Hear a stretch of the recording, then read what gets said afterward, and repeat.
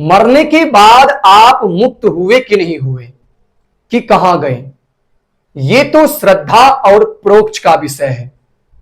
मरने के बाद प्रायः सबके नाम में ही लिख देते हैं स्वर्गीय, स्वर्ग गए। कुछ लोग साकेतवासी, कोई वैकुंठवासी, कोई गोलोकवासी। आपकी जो श्रद्धा बने वो लिख लो। आप कन्फर्म तो नहीं कर सकते कि दादाजी से पूछ ले कि दादी जी से कहां पहुंच गए, जरा बता दो तो लिखवा दे। ऐसा कोई सिस्टम नहीं है जो कि वो बता सके या हम जान सके। बड़े से बड़े पापी को भी मरते देखा है, पर उसके नाम में नरकवासी लिखते किसी को नहीं देखा, कोई नहीं लिखता।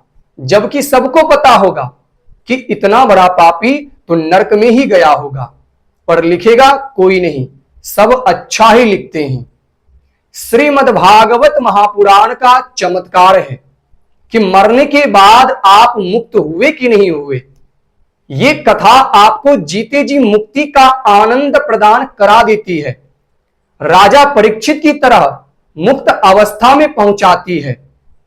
ऐसी दिव्य पावन भागवत की कथा सुखदेव जी ने जैसे ही शुभारंभ करी, सुधा कुंभम गृहीत्वा देवास्तत्र समागमन। स्वर्ग के सारे देवता अमृत कलश लेकर के सुखदेव जी के सम्मुख उपस्थित हो गए। सुखम नत्वा वदन सर्वे स्वकार्य कुशलाः सुराः।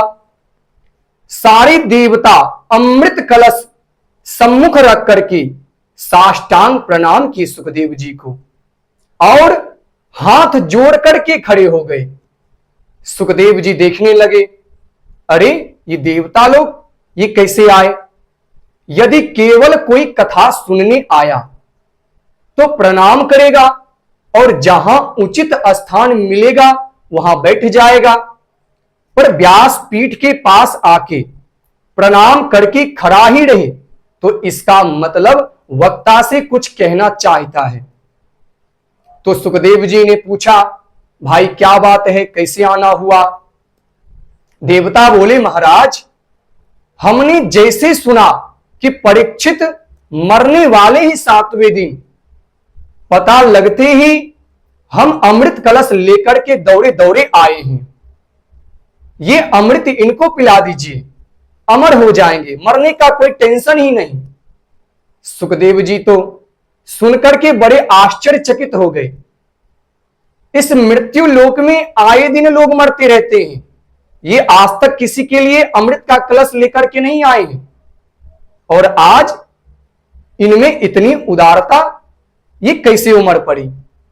महाकृपण व्यक्ति यदि बहुत जल्दी उदारता का परिचय दे तो सावधान हो जाना चाहिए। कुछ तो बात है भाई। एक बात बताए, जो स्वार्थी लोग होते हैं ना, वो परमार्थ की भाषा बहुत बोलते हैं।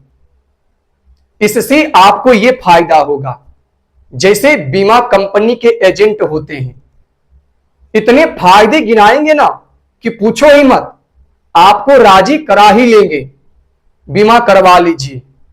अपना फायदा थोड़ी ही बताते हैं कि इसमें हमारा भी फायदा है भाई, हमारा भी कमीशन है। ये सब बात छुपी हुई होती है, आपके ही फायदे की बात ज्यादा करते हैं। तो देवताओं ने पहली भाषा क्या बोले, हम परीक्षित जी को अमृत पिलाने के लिए आए हैं। तो सुखदेव जी बड़े आश्चर्य में पड़ गए कि देवता लोग इतने परोपकारी कब से हो गए भाई।